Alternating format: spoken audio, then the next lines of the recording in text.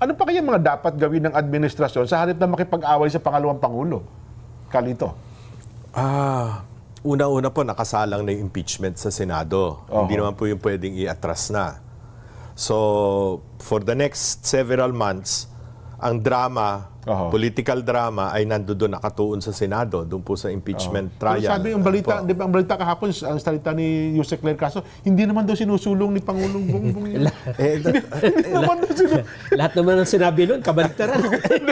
Hindi naman daw sinusulong ni Pangulong impeachment, Kalito eh. Kuminsan po, nagtataka ako kung yung sinasabi niya, sinasangguni muna siya sa kanyang ang boss, sa Pangulo, o sarili lamang niyang opinion yun, na pinapalabas niyang opinion ng Presidente. Ay, maganda ho nabanggit niyo yan. Kasi matagal din namin ito sinasabi. At first day pa lang ni Claire Castro, sinabi na namin ito eh.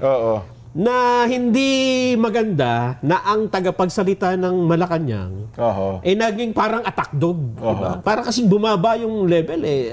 Total, marami na kayong na-advise na presidente sa paglagay po ninyo. Parang nakalimutan ng administrasyong kasalukuyan na napakahalaga ng communication as a tool for governance. Yes po. Pag masama ang iyong communication, miski anong ganda ng iyong programa, hindi yan mai-implement ng tama. Yes. Dahil of yung tinatawag na lack of proper communication.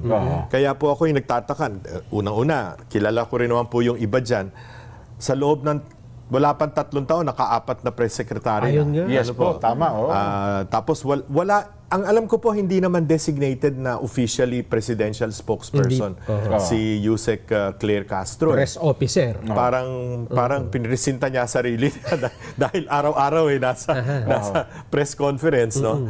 Parang de facto, pero hindi de jure, hindi legally appointed as Yun po malaking pagkukulang. Hindi ko po maintindihan. Miski po sa mga ibang political analysts, nagtataka bakit yun na nga, ganon. Ang communications parang malaking diferensya. Pangalawa, walang political officer. Ano po, gaya nga nasabi mo, Jen, kanina. Ngayon ako nakalaman walang presidential political advisor. Parang may kakulangan sa loob ng palasyo. Hindi ko po alam kung bakit.